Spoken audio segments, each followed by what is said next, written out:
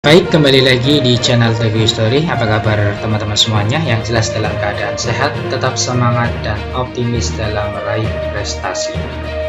Baik, kembali lagi di channel Teguh Story. Kali ini kita akan membahas tentang tenaga honorer. Informasi kami kutip dari CNBC Indonesia. Informasi terbaru seputar guru honorer kaitannya dengan keputusan sudah bulat, honorer PNS dihapus tahun depan. Simak baik-baik. Jakarta, CNBC Indonesia. Keputusan pemerintah untuk menghapus honorer dalam tubuh birokrasi sudah bulat. Seluruh kepala daerah wajib mengikuti aturan tersebut. Mahfud MD, Menteri Koordinator Bidang Politik, Hukum, dan Keamanan yang juga sebagai Menteri Pendayagunaan Aparatur Negara dan Reformasi Birokrasi atau PAN-RB menjelaskan peraturan pemerintah nomor 49/2018 tentang manajemen pegawai pemerintah dengan perjanjian kerja P3K telah memberikan ruang untuk pengalihan status kepegawaian non-ASN yang beragam menjadi PNS maupun P3K. Tentu dengan syarat atau ketentuan yang sudah diatur berdasarkan Undang-Undang Nomor 5/2014 tentang ASN beserta peraturan pelaksanaannya. Jelas Mahfud dalam siaran resminya dikutip Selasa 19 Juli 2022. Instansi pemerintah pusat dan daerah diminta untuk melakukan pemetaan terkait pegawai non-ASN yang bisa diikutsertakan dalam seleksi PNS maupun P3K sesuai ketentuan peraturan perundang-undangan. Selain itu, kepegawaian non-ASN juga bisa diatur melalui skema alih daya atau outsourcing oleh pihak ketiga bagi yang kualifikasi tidak memenuhi syarat sebagai ASN. Pegawai yang bisa masuk dalam tenaga alih daya ini diantaranya adalah pengemudi, tenaga kebersihan, dan satuan pengamanan. Skema ini dibuat untuk memberikan kepastian hukum, status kepegawaian, serta kepastian penghasilan. Menyusun langkah strategis penyelesaian pegawai non-ASN yang tidak memenuhi syarat dan tidak lulus seleksi calon PNS maupun calon P3K sesuai ketentuan peraturan perundang-undangan sebelum batas waktu tanggal 28 November 2023, jelas Mahfud. Mahfud mengatakan bagi pejabat pembina kepegawaian PPK yang tidak mengindahkan amanat peraturan perundang-undangan dan tetap mengangkat pegawai non-ASN akan diberikan sanksi berdasarkan ketentuan peraturan perundang-undangan. Pengangkatan itu dapat menjadi bagian dari objek temuan pemeriksaan bagi pengawas internal maupun eksternal pemerintah.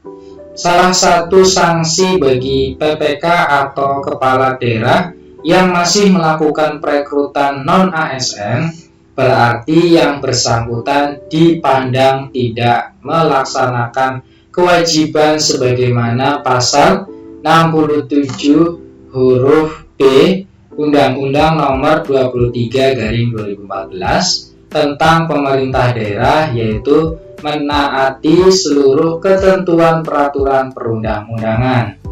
Di sisi lain, dalam peraturan pemerintah nomor 12/2017 tentang pembinaan dan pengawasan penyelenggaraan pemerintah daerah, pasal 36 diatur lebih rinci terkait sanksi administratif yang dapat dikenakan kepada kepala daerah dan wakil kepala daerah apabila melakukan pelanggaran administratif.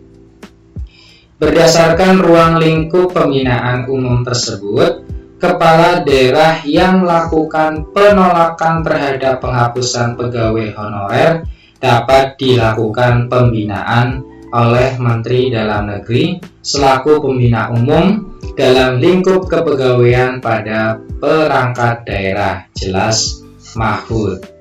Namun sebelum dilakukan pembinaan perlu dilakukan klarifikasi kepada kepala daerah yang bersangkutan. Guru yang juga merupakan posisi yang banyak diisi oleh pegawai non-ASN, tahun ini telah diterbitkan Peraturan Menteri Pan-RB Nomor 20/2022 tentang pengadaan pegawai pemerintah dengan perjanjian kerja untuk jabatan fungsional guru pada instansi daerah tahun 2022. Peraturan tersebut memberi afirmasi bagi guru-guru non-ASN yang telah mengabdi selama 3 tahun. Tinggal kita mengeksekusi dan memberikan kesempatan pada guru honorer 3 tahun ke belakang untuk kemudahan seleksi. Jelas Deputi Bidang SDM Aparatur Kementerian Pan-RB Alex Denny. Begitu juga dengan tenaga kesehatan yang nantinya akan diberi afirmasi. Namun, aturan mengenai proses P3K tenaga kesehatan akan diterbitkan kemudian. Alex mengatakan kondisi pandemi ini meningkatkan kebutuhan akan tenaga kesehatan di berbagai daerah. Menurut Alex, Kementerian Pan-RB telah berkoordinasi dengan Kementerian Kesehatan yang menyetujui afirmasi tenaga kesehatan seperti tenaga pendidikan. Pemerintah berkomitmen untuk mendahulukan pegawai honorer yang telah bekerja di unit kesehatan. Penyelesaian status kepegawaian ini juga didukung oleh Kementerian Dalam Negeri. Sekretaris Kementerian Dalam Negeri Suharja Diantoro menjelaskan 2 opsi solusi, yaitu filtrasi dan pencermatan ulang Peraturan Pemerintah Nomor 49/2018. Untuk opsi filtrasi, Suharja mengarahkan agar ex tenaga honorer kategori 2 atau THK 2 yang masih memenuhi syarat agar didorong untuk ikut seleksi CPNS dan P3K.